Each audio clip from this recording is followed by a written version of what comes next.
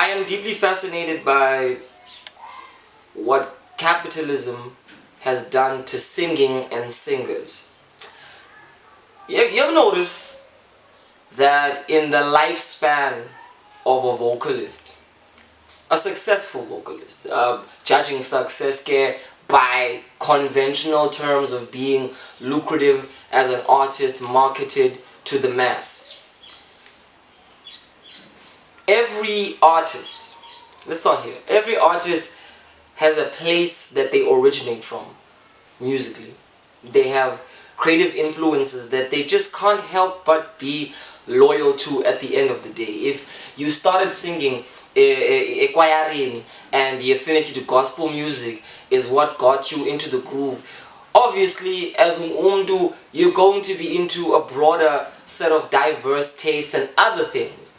But if that gospel is the pivotal note that attracted you to the music, you will always primarily feel like a gospel singer. We can make that example with any other particular style of music. If your whole thing was roots reggae, if your whole thing was maskandi, whatever kind of experimentation you're bound to do is almost oriented by the thing you love the most, or rather the thing that began the musical interest and threads the core of what it is together. Pop culture tends to put the demand of singers to step outside of that zone. And it isn't a comfort zone, because there's a difference. A comfort zone is a place you've gotten so used to that the fear to explore all these other parts of you is discouraged. But an autonomous zone is a place where you feel powerful enough to always begin from. It's your entry point. It's where your story begins, and therefore where people start following you from, and whatever, whenever the shape of your sound and scope, it will always have an overwhelmingly distinctly unique thing drawn by that place. So I feel like the greatest vocalists have been vocalists who have understood how to take their autonomous zone, welcome other styles of music while integrally remaining true to what they are. And it can be a hard thing to do when, say, amapiano is popping so much that everybody's telling you you need to pop on the piano vocal. Take an artist like Umsagi, who by all means creatively is more of a neo-folk artist. She centers her music around important narratives that need open, sparse music that has more of an affinity to soul and jazz. But she was broad enough to fit and to be caught by the hyper-popular amapiano scene by doing songs that had a resonance of that same neo-folk Msaki feel and something that can become piano-esque. So as a result, the recipe is somewhere in the middle of that. But then there are artists who are shoved into a sound that they don't necessarily know how to embody because it's the popular thing. I want to talk about a vocalist who represents something for me that is very exciting to talk about. Thando Zide, a vocalist hailing from Soweto, whose history, if you study it, really is one that would compel somebody to classify her as a jazz vocalist. She has worked with jazz artists in South Africa right now in a moment where the global world's eyes are on South African jazz as one of the meccas of how we continuously cultivate the sound. And Thando Zide has been very important as a young voice, more particularly, who represents the reflections of her generation neatly embedded in what South African jazz is becoming.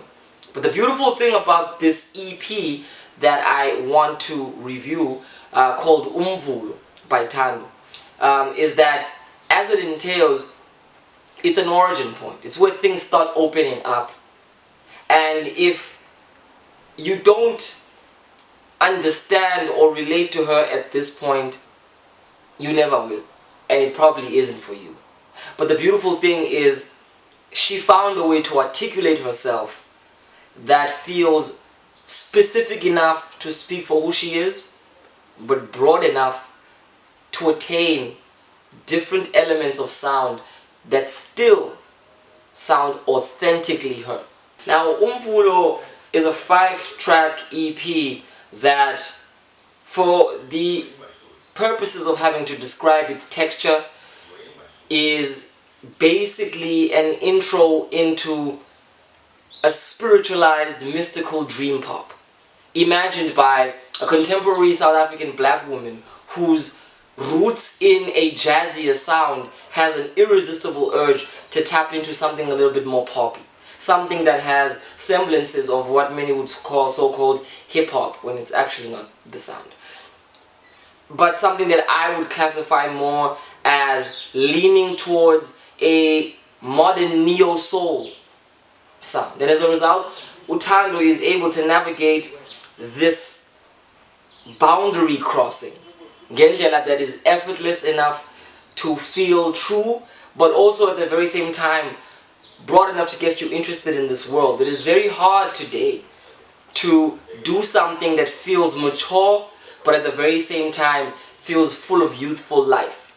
One of my favorite things about this project is that kungena nje from the track Dawn, it's made to become a meditative journey for the person listening to build up their spirit. These tracks are curated in a way that feels like the ascension of the soul. Thando is rising up with you in the morning and taking your spirit slowly but surely to the best place you could possibly be in by the end of the day, or the end of the week, or possibly the end of your life.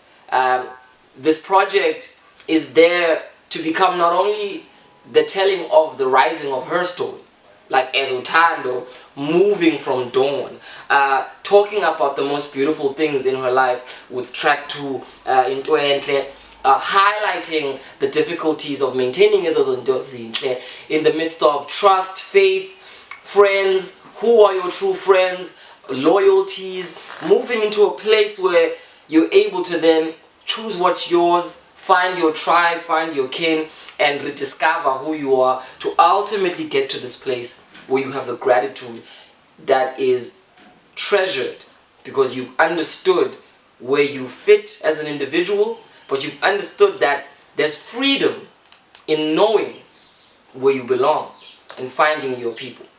So Thando Zide, for me, creates a nice bite-sized chunk of a story that's her story, but greater than her story. Again, going into the sound, mellow, delicate, dreamy, very picturesque. Thando, we have zombie images lyrically through the way that she illustrates her emotions. An amazing songwriter whose mellow tone almost like cusps you up. Like, it feels like a velvet blanket. It's smooth, but at the very same time it's caring, it's sensitive, it's aware of itself. It's a vocal tone that's able to register in places that feel joyous, but depending to Zed.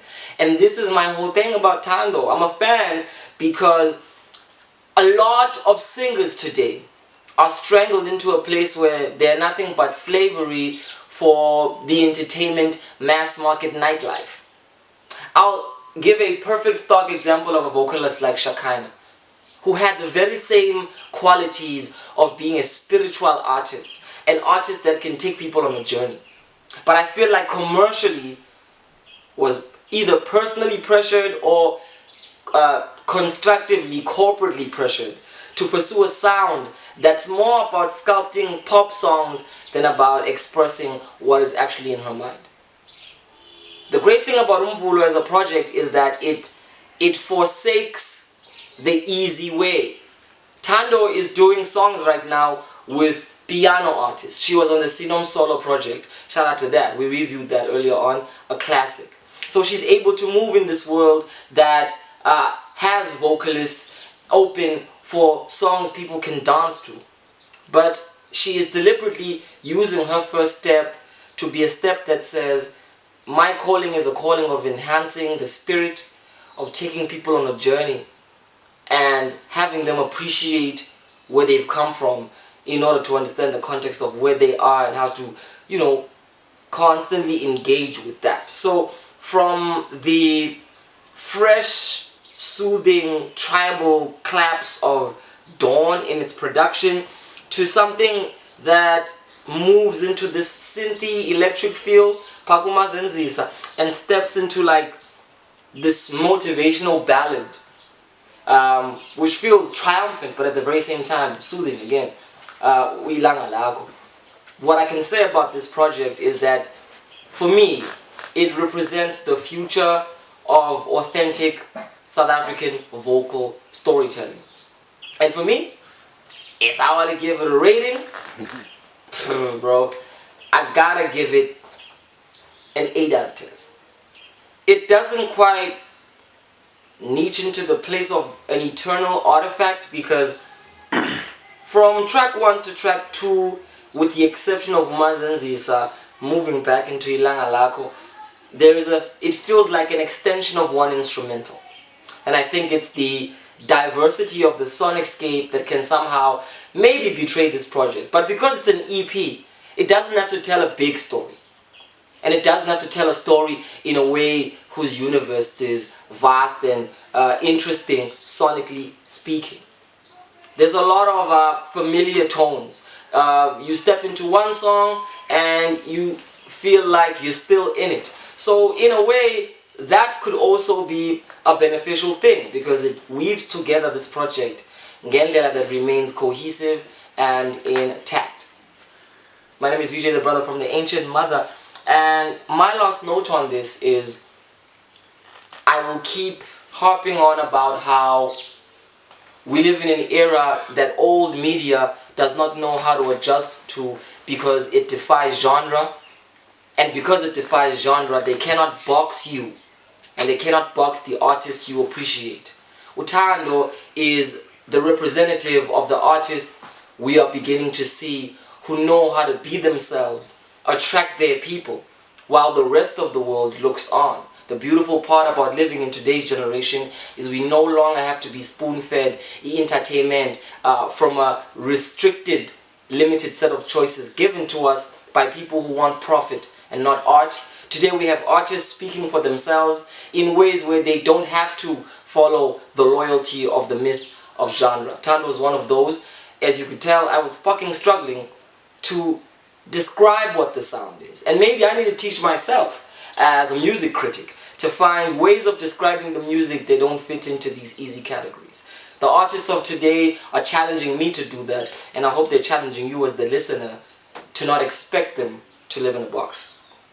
If you like this content, follow the Headspace, subscribe if you like this kind of stuff. We talk about culture, particularly in the continent, music, arts, creativity. What is going on with us? What's going on with our artists? How can we learn to appreciate good taste and critique the bad taste? And how can we know the difference? That's what it do.